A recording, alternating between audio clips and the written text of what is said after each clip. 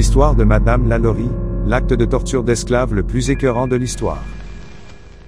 En 1834, un incendie s'est déclaré dans un manoir de 2 étages situé au 1140 Royal Street dans le quartier français de la Nouvelle-Orléans, en Louisiane. Voyant l'incendie, les voisins, avec l'aide des pompiers, se sont précipités pour éteindre le feu avant d'aider la famille qui vivait dans le manoir à sortir. Mais quand ils sont entrés dans le manoir, ils ont été surpris de ne trouver qu'une seule personne. La personne était Madame Lalaurie. À cette époque, il était courant pour les riches de garder des esclaves. Pour eux, trouver une personne à l'intérieur du manoir les rendait naturellement curieux. Ainsi, ils ont décidé d'examiner la maison plus en profondeur. Le résultat a été qu'ils ont trouvé d'autres personnes là-bas, mais leurs conditions étaient horribles.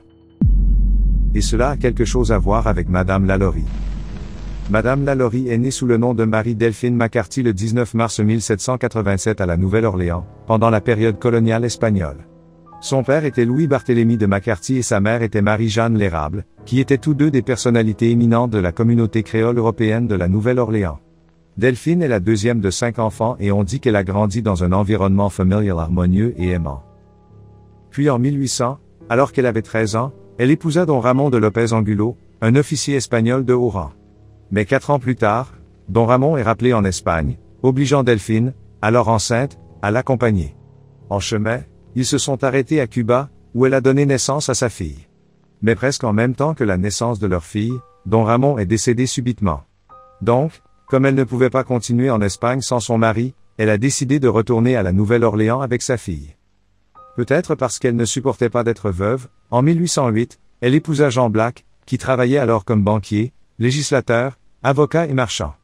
Leur mariage était heureux et ils ont même eu la chance d'avoir 4 enfants. Mais malheureusement pour eux, ce bonheur ne dura pas longtemps car Jean Black mourut en 1816. Et tout comme ce qui arriva à Don Ramon, il mourut subitement lui aussi.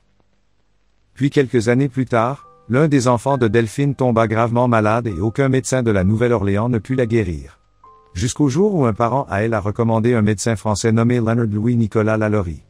Nicolas finit par pouvoir guérir l'enfant de Delphine, mais pendant le processus de traitement, quelque chose arrive à Nicolas et Delphine. Ils sont tous les deux tombés amoureux, bien que l'âge de Nicolas soit beaucoup plus jeune que le sien.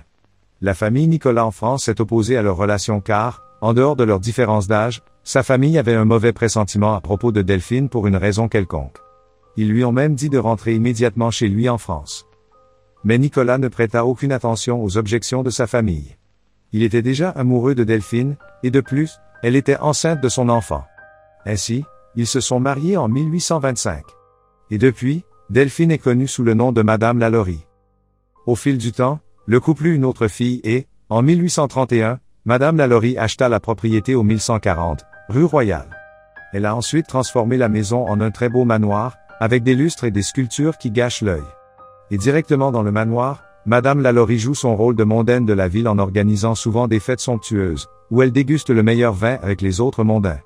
Et comme une mondaine à cette époque, elle avait aussi de nombreux esclaves dans sa maison. Mais au cours des mois suivants, son mariage avec Nicolas a commencé à rencontrer des problèmes. Ils se disputaient si souvent que les voisins pouvaient les entendre se crier dessus.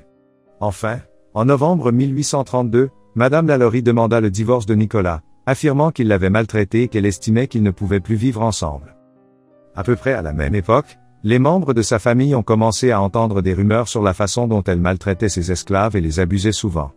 À cette époque, la Nouvelle-Orléans avait des lois protégeant les esclaves d'une cruauté déraisonnable, et Madame Lalaurie pourrait avoir des ennuis si les rumeurs s'avéraient vraies. Mais les gens ne pouvaient pas confirmer les rumeurs car elle traitait toujours ses esclaves publiquement et prenait soin de leur santé. Elle a même libéré 2 de ses esclaves. Mais encore, les rumeurs n'ont pas disparu. Les gens ont même commencé à soupçonner que la gentillesse qu'elle montrait publiquement à ses esclaves n'était qu'un prétexte. Et leurs soupçons se sont avérés justes. Parmi les esclaves appartenant à Madame Lalaurie se trouve une esclave de 10 ans nommée Lia. Une nuit, Madame Lalaurie a demandé à Lia de se coiffer, mais Lia l'a fait un peu trop serré. Cela, cependant, était suffisant pour rendre Madame Lalaurie furieuse, au point qu'elle a poursuivi Lia pour la fouetter. Craignant d'être punie, Lia a alors couru et grimpé sur le toit. Mais malheureusement, elle a glissé et est tombée à sa mort. Un voisin a alors vu quand Madame Lalaurie enterrait le corps de Lia dans la cour du manoir, et bien sûr, ils l'ont dénoncé à la police. Mais au lieu de l'arrêter et de l'emprisonner, la police ne lui a infligé qu'une petite amende et l'a forcé à vendre 9 esclaves.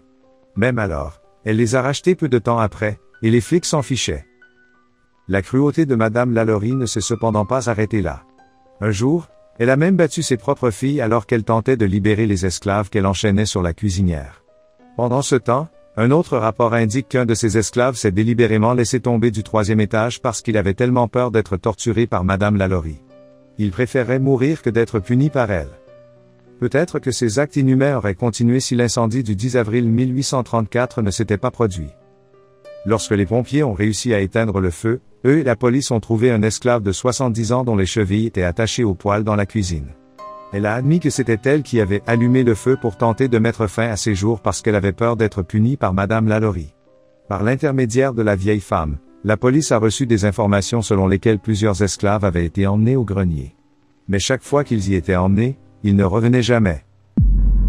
Ainsi, armés de cette information, les habitants ont fait irruption dans le grenier, et ce qu'ils y ont trouvé les a vraiment pris par surprise.